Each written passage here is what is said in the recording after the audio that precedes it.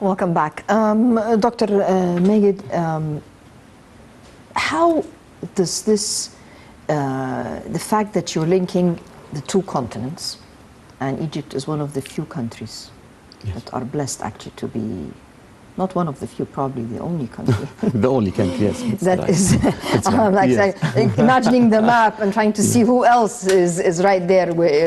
Yes. It's the only country that has is sort of part of two continents, and we're always concerned about Sinai. That Sinai was left right there bare for terrorists to go and to do whatever they want. Now the president is aggressively reforming and rebuilding, or building actually, the Sinai Peninsula. How is this going with our economic reform program? Because some people would say, well, it's good to do that, but do we need to do all that in Sinai? How will this affect us economically? How will we, in other parts of Egypt, feel the economic benefits of developing Sinai, for example? First of all, I would like to thank you very much to give me the chance to be in this great program and great channel. We signed an agreement with the World Bank at November 2016, and there is many steps and procedures that we will follow to take the loan by installments. One of the most important things is the role of the state to finish the terrorism issues, and Sinai was the open gate to these issues. Now the government and the states and the President Sisi put this point under control, because when they built projects there and big tunnels to connect between Sinai and other governorates, this will encourage the investors, the Egyptian investors and the Arab and the foreigners investors to come to this area to invest, because this area has many advantages, the location and other things. On the last Sunday, President Sisi opened the mega projects there, and they have some information just to know how is the big of these projects. The length of the Suez Channel tunnels, it's 5,820 meters, nearly 6 kilometers. And as you said, it's built by the Egyptian engineers and Egyptian workers, 3,000 of the Egyptian workers and engineers.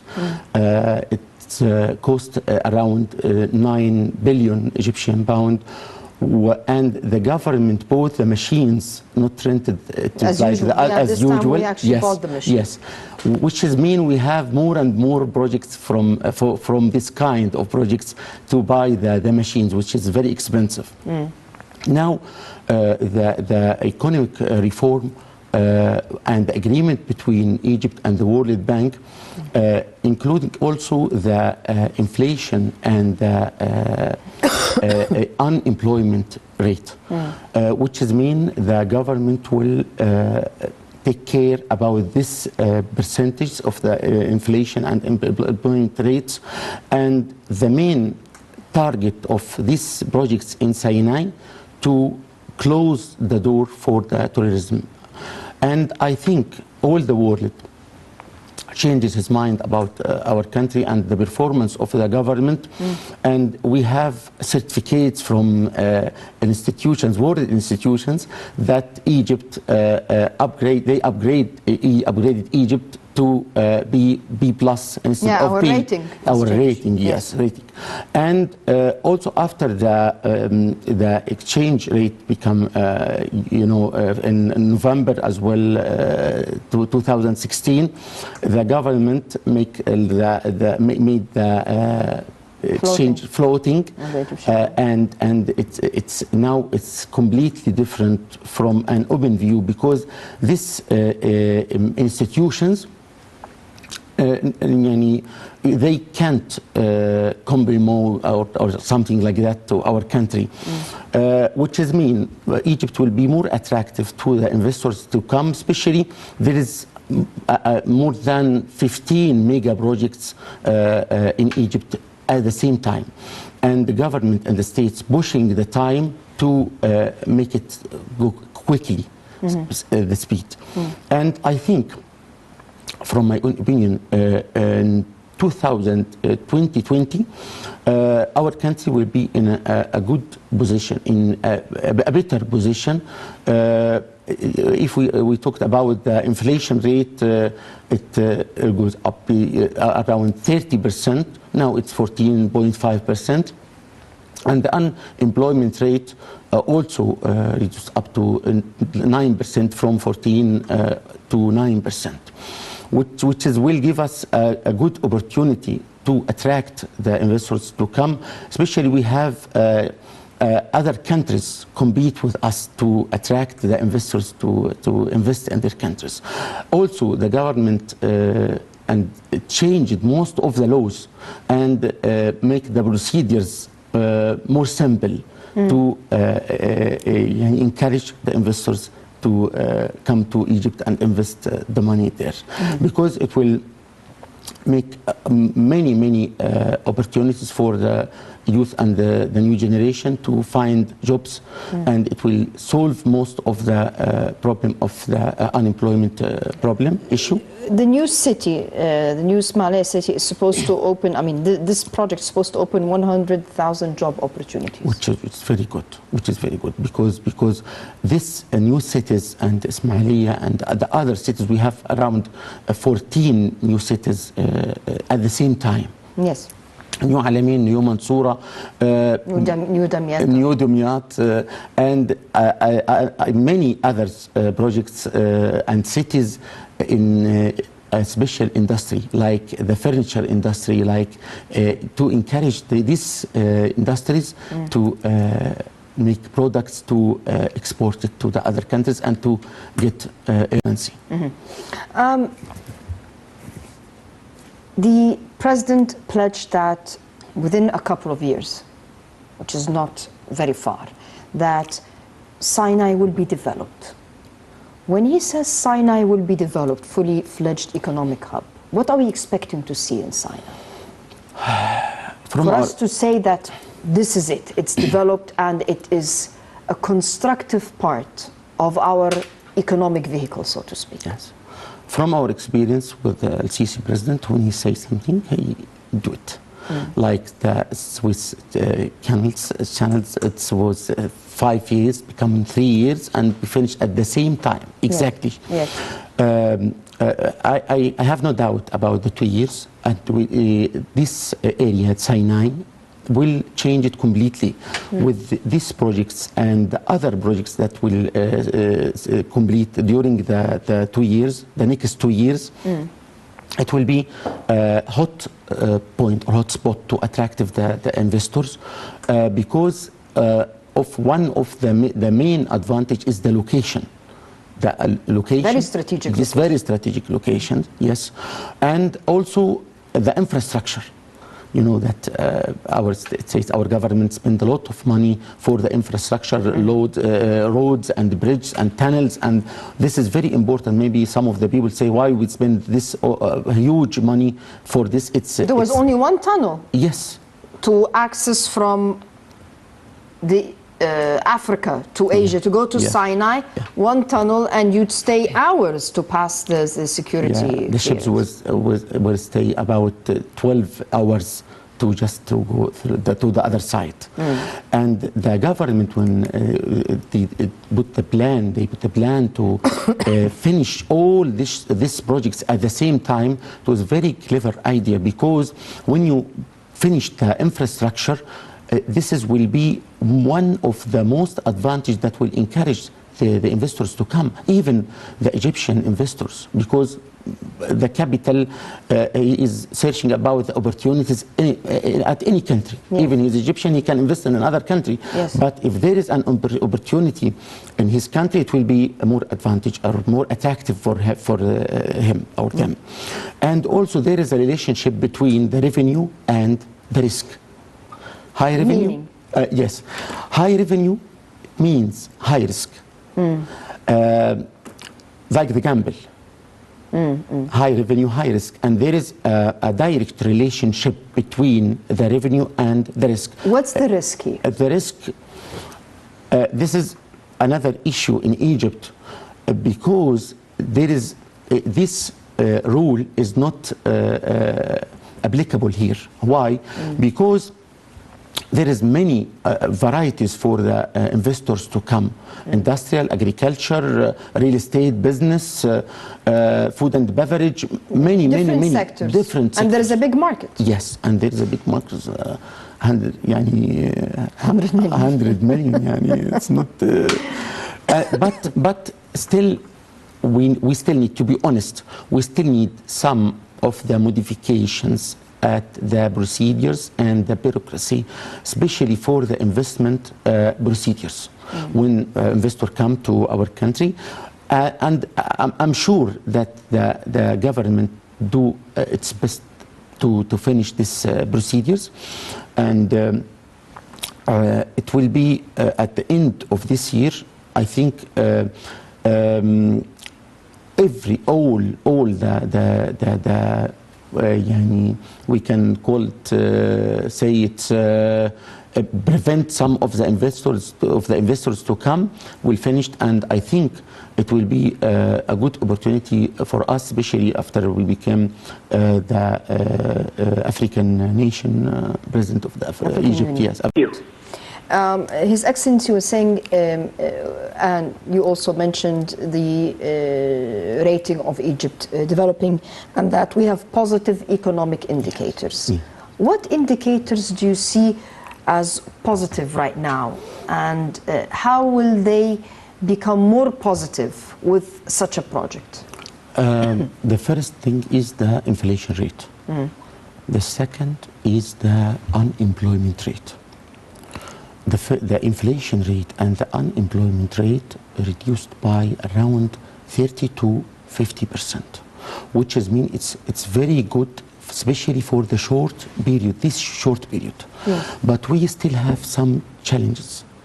Can I interrupt you here? Because when you say inflation rate, the average layman will say, well, things are expensive and they haven't cheapened. Is this how we calculate that? The states can't control it immediately, because after the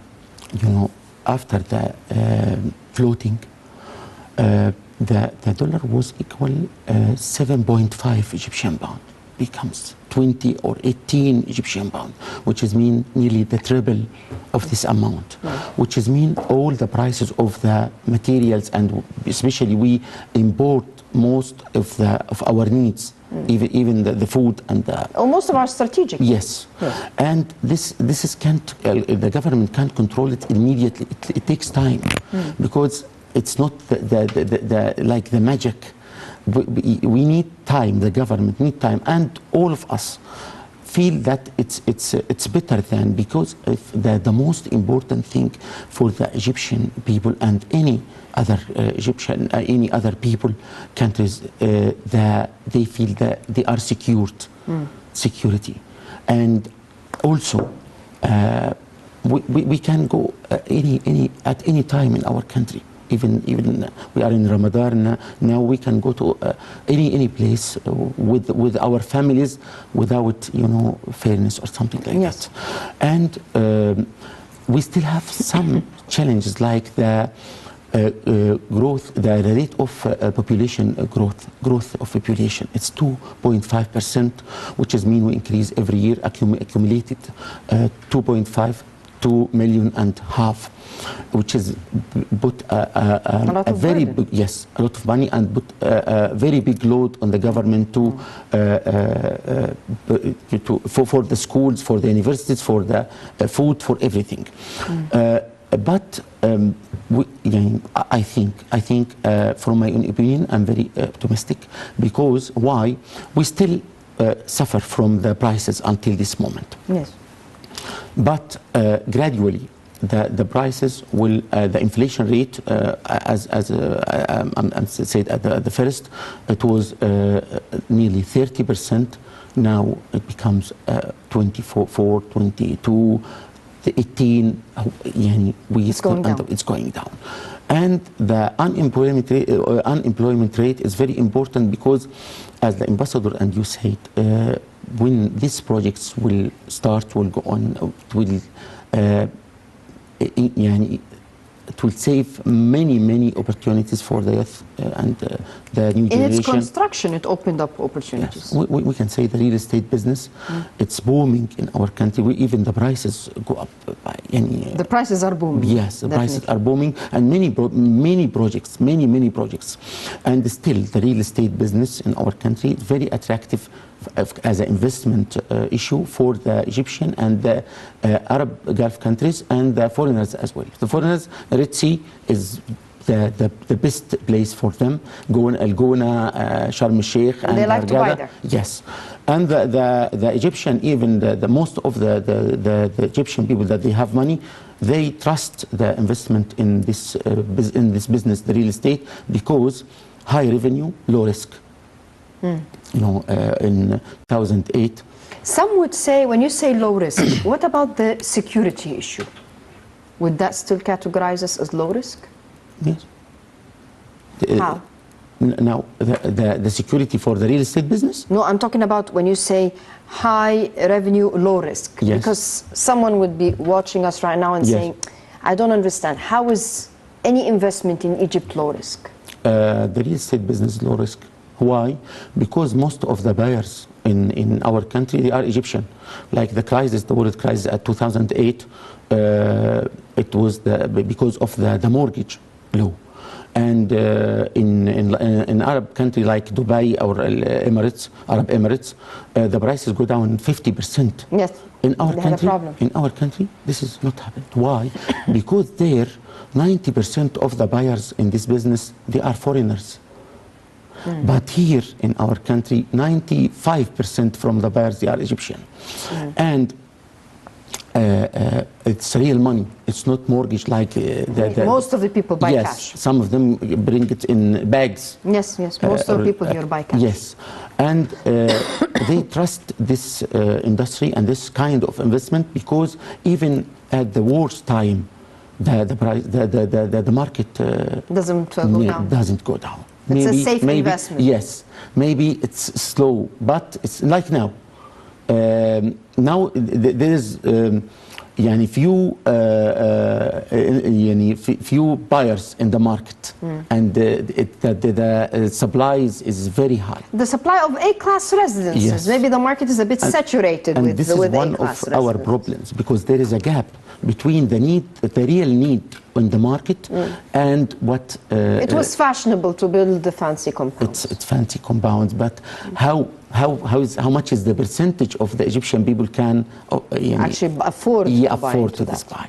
10%, 20%, but it's the real need, and the big need, it's in the B and C class. Yes, B and C class, which is mean the government to try to one of the mega projects is the housing sector, and the government try to build the C and B class buildings or projects for the Egyptian people or the other people.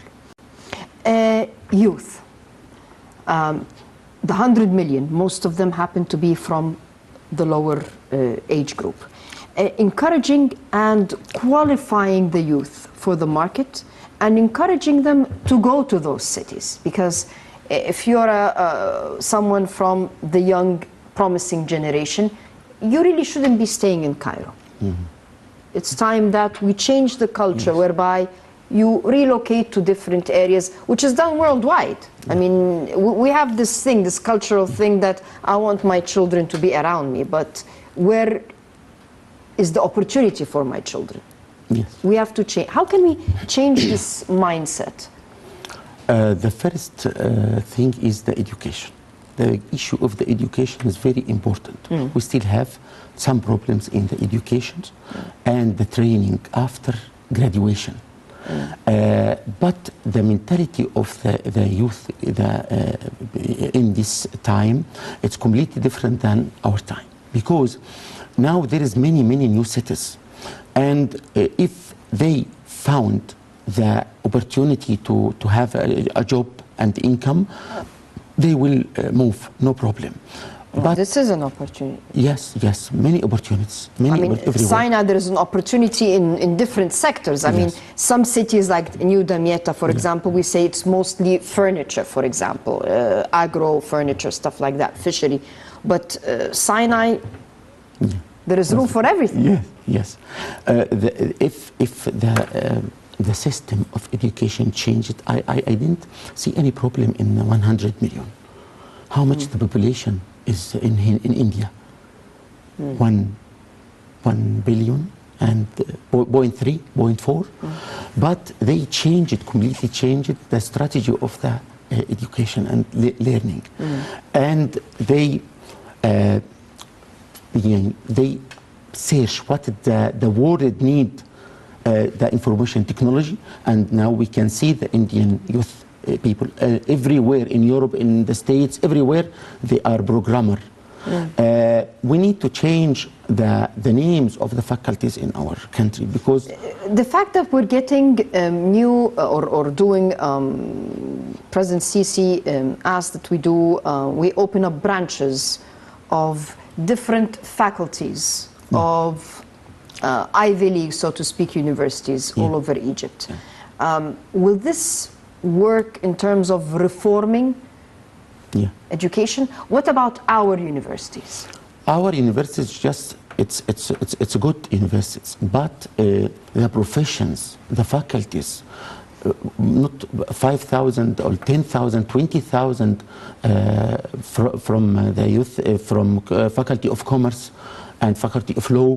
There is many new professions the world needed. Not we must look at the needs out our country. Who is we? Because the government, of course, the government. But you have a young person coming out of school. How will he know or she know what the world needs?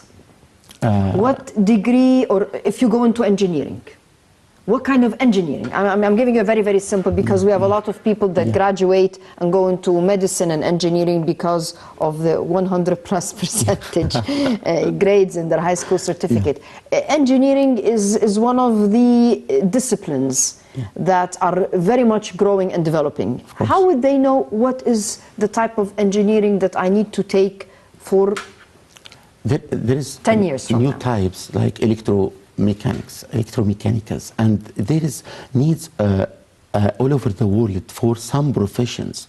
This is the main role of the government, to guide the strategy of education to the needs of the other countries, not just in Egypt. Because we have another problem, is the training after the graduation. Most of the youth, when they finish the faculties or they take the certificates, they need training. Who should be training them? The government? No, the faculties, their faculties, and they must be keen. What about, I mean, I understand the faculties, but what about if you own a business? Shouldn't you be training you? Yes. Because multinationals, for example, they train new graduates when they enter their institution. They train them, and they even get them to sign a contract. You're not allowed to leave for a number of years, because if I train you, I want my money's worth, so to speak. What about spreading this culture as well, that the corporate social responsibility of training? Yes, and the businessmen in our country, some of them do, but it's just few. But it needs to be in general for all the businessmen to train the youth, because it's very important for the productivity. The productivity, it's very important because we lose many hours without any productivity in most of the factories and most of the areas, which is mean it's the role between the government to guide the strategy and the businessmen and also the new generation to take care and to be keen about this issue. It's very important issue. Sinai and tourism. How will this mega project develop this touristic destination? Because it hasn't been really that exploited, or have we exploited Sinai to the fullest? Yes. It's a very, very important issue, because when there is a tourism, all the people will disappear. We found it for the tourism in Sharm el-Sheikh and Hurghada, most of the hotels and the villages without any occupied. But these projects will create a new life, and many people will come because they will save the security, and as you said, and the ambassador said as well, will bring new opportunities and new jobs, which is mean the area will be in a good position for the other people to. The tunnels that we have constructed, indeed, you have the waterway, the Suez Canal, which is one of the most famous waterways, so to speak. But what about the fact that you have the 4 tunnels, the floating bridges, what have you, moving commodities? You're linking 2 continents, Africa with Asia. Yeah. Will this increase or turn Egypt into a hub for shipping, so to speak? Yes. That if you want to move things from Africa into Asia, if you want to set up factories, because we're right there in the middle of... And the logistic as well. Yes, it's right 100%, because these projects put us in another area for the shipping and the logistic and the factories and the industries, because now you have 4 tunnels, and the time of the waiting time, it became 3 hours instead of 12 hours, which is encouraged most of the countries, because it's a short way. And there is this radar, the security passage now. You have X-rated machines whereby it makes things easier and more secure, so to speak. Right. Yes. How much are we expecting? Some people would say, okay, I want to know, how will this reflect on my economy in terms of numbers? I think from 2 to 3 years. We need 2 to 3 years.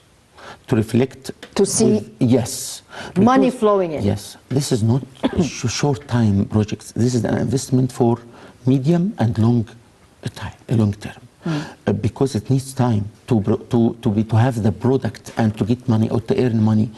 I think we are on the right way, but we still need some time to get the real benefit, and I mean, to feel it in our income, to feel it in our exports, to feel it in our economy, in all the factors of economy.